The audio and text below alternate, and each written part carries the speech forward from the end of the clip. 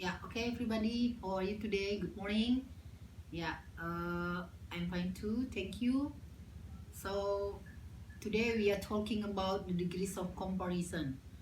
Materi kita hari ini adalah berbicara tentang tingkat perbandingan atau degrees of comparison. Di sini ada 3 rumus yang harus kamu ketahui, yaitu positif, komparatif, dan superlatif. So, the first one is positive. How to compare, bagaimana membandingkan dua benda, dua orang, dua kelompok, dan dua kelompok orang yang kadarnya sama dengan menggunakan pola atau rumus positive degree, yaitu subject plus to be plus s plus adjective plus s plus complement. Kalau kita mau membandingkan dua orang dengan posisi yang sama, contohnya misalnya Amir sama tampannya dengan Budi, maka kita bisa buat kalimat dengan menggunakan pola positif degree tadi, yaitu Amir is handsome as Budi. Nah, mereka itu berarti dalam posisi yang sama. Contoh yang kedua misalnya, buku ini sama tebalnya dengan buku itu. Dalam bahasa Inggrisnya kita buat seperti ini, this book is as thin as that books. Ya, pola yang kedua atau rumusan yang kedua dalam comparative degree adalah tingkat lebih atau comparative degrees, di mana digunakan untuk membandingkan dua orang atau dua kelompok atau keadaan di mana sifat keduanya atau benda dari kedua tersebut itu ada tingkat lebihnya. Itu kita bisa pakai rumusnya dengan rumus pola comparative degree, yaitu subject plus to be plus adjective plus er plus then plus complement. Nah, di sini ada 2 rumusan yang harus kamu ketahui, yaitu rumus A apabila kata sifatnya terdiri dari satu suku kata, ada double konsonan, kata sifatnya berakhiran o, li, er, y, ly, dan sam. Contohnya dalam bahasa Indonesia, Ani lebih tinggi daripada Indri. Maka kita akan memakai pola comparative degree-nya, yaitu Ani is higher than Indri. Jadi adjektifnya ditambah er di belakangnya.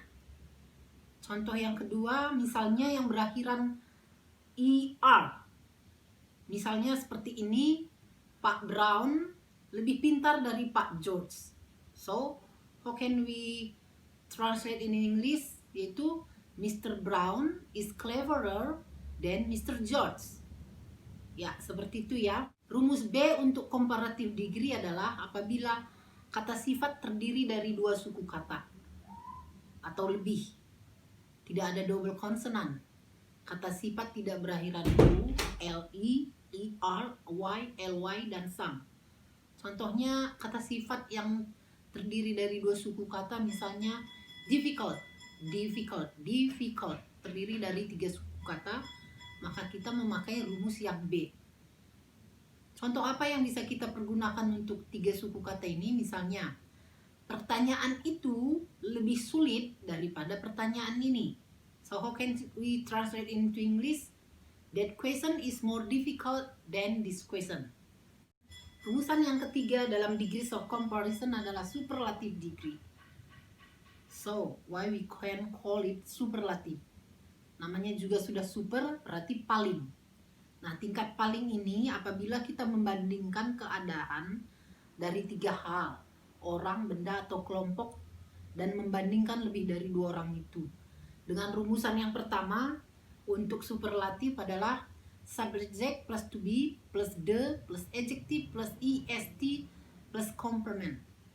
Sama dengan comparative degree tadi, rumus A apabila kata sifat terdiri dari 1 suku kata, ada double konsonan, kata sifat yang berakhiran o, li, er, y, ly, and sam.